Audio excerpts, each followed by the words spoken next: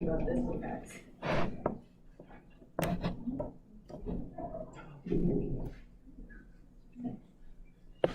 Alright guys, we're going to quickly take this test up. And I'm going to get out of these people's range so they don't have to listen to me.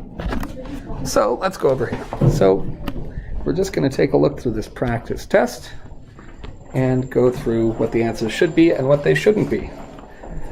Alright, so which statement about the diagram shown below is not true? Well, we're looking at a solid, a liquid, and a gas.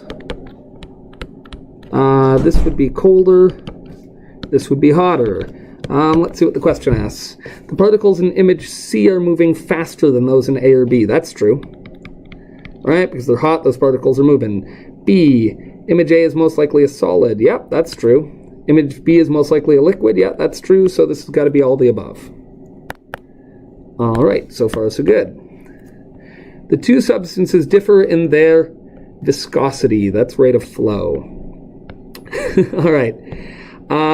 In this case, we're making thumbtack water. This refers to a joke that was in class that, doesn't apply to this year, but that's okay. I can see two parts to this mixture, and I can see them. And since I can see them both, we call that a mechanical mixture. And the other word we would use for that is heterogeneous. We can see both parts.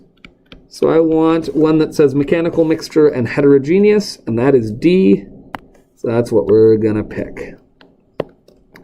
Kaylee's making a cup of tea. She boils water on the stove. The boiling water is an example of a chemical change. No, physical. So that's false. An alloy is a mixture of two or more metals. That's true. That's a solution of metals. Which one of these is quantitative? Quantitative means numbers. And so since we're talking about numbers, only this one. I'm 178 centimeters tall.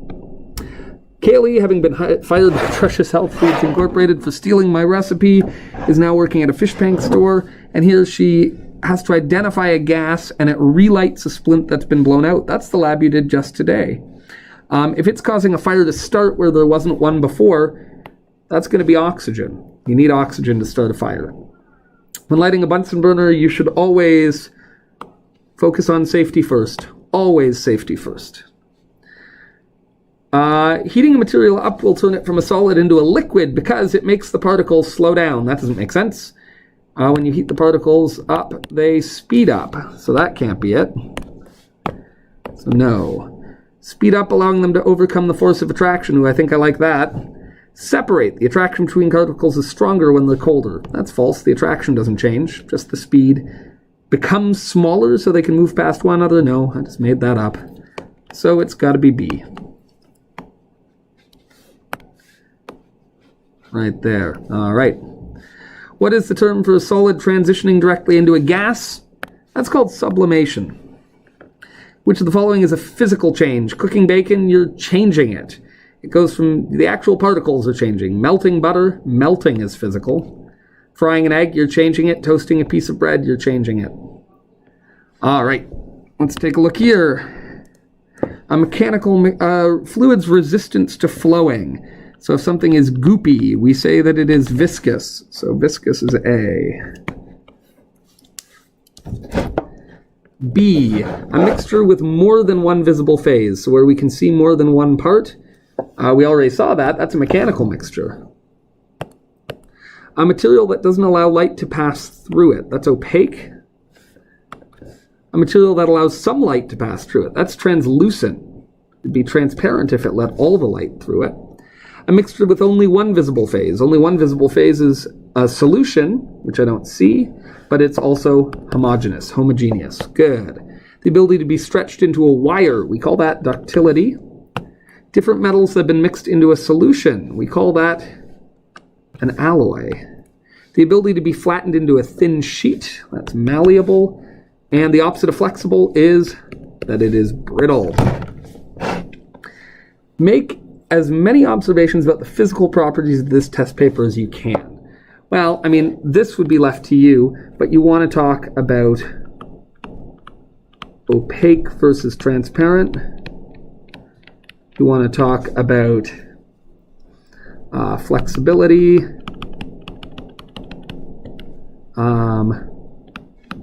You know, all of those things. So I'm not gonna answer it here. Your answers will vary, but if you're wondering about this, reread your note on physical properties.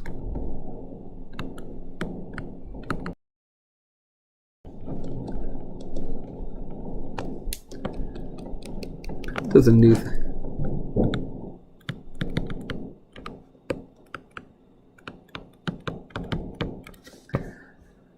Describe at least one chemical property of this test paper. Well, a chemical property, I don't know, we could say that's how it reacts. It would react with oxygen and burn. You can burn paper, that's a chemical property. Finish my sentences. Water is more or less viscous than honey. Well, viscous means like goopy, it means resistant to flow, so water is less resistant. Glass is transparent, while rubber is opaque.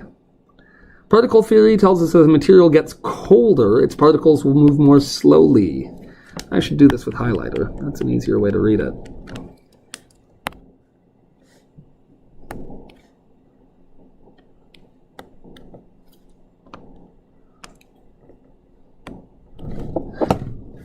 Bubbles being produced is sometimes a sign that chemical change has occurred, but sometimes it's not. A material whose particles move completely independently of one another, so the particles are not connected at all, that's a gas. Cutting a piece of paper is an example of a physical change. When you first light a Bunsen burner, the air valve at the bottom should be closed.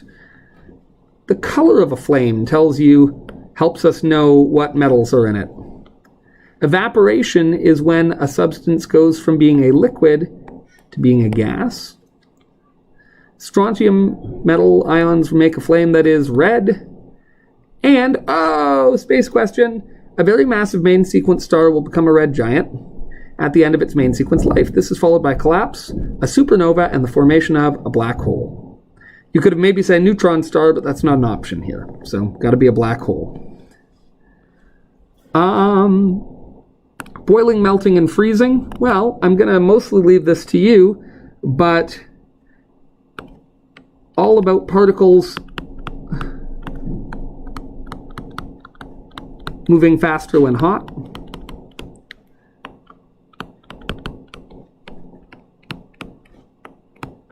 And overcoming forces of attraction.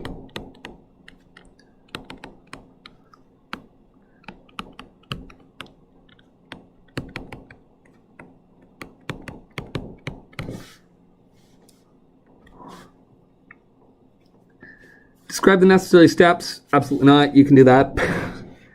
The tests for the unknown gas, we did that today. But basically, we have a flame goes out. Flame burns brighter.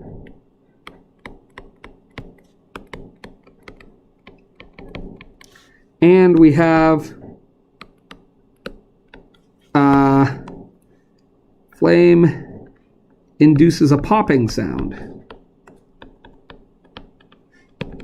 And there's three gases, hydrogen, oxygen, and carbon dioxide, and I'm going to let you decide which one goes with which. I'm actually not going to tell you here, because that would be me answering your lab questions. Oh heck, you've come this far.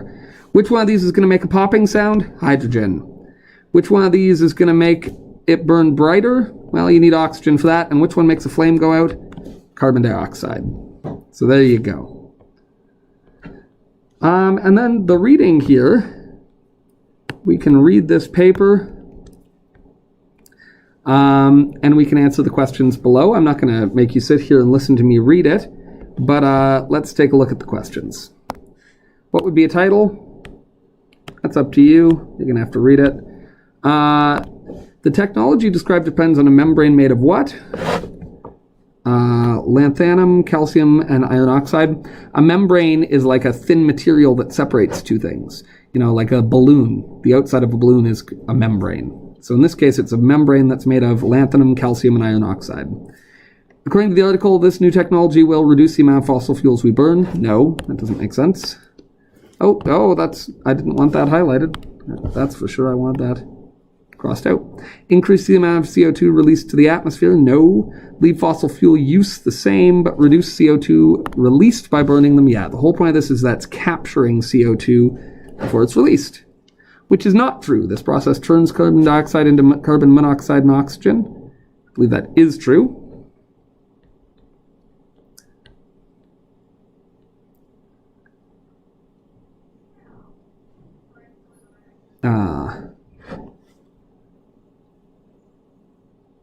Yeah.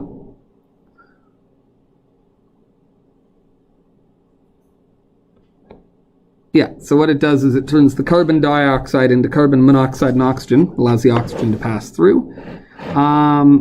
It's designed for use with fossil fuel burning power plants, yes. The membrane used in the process only allows carbon to pass through it, yes. Mr. Orlando is tough. Interesting. Oh, it only allows carbon to pass through it? No! It only allows oxygen to pass through it. Ooh, I almost got mixed up there. But yeah, what we're saying here is it only allows oxygen to pass through. Okay. What can the carbon monoxide that is made as this process use? It can be burned for energy.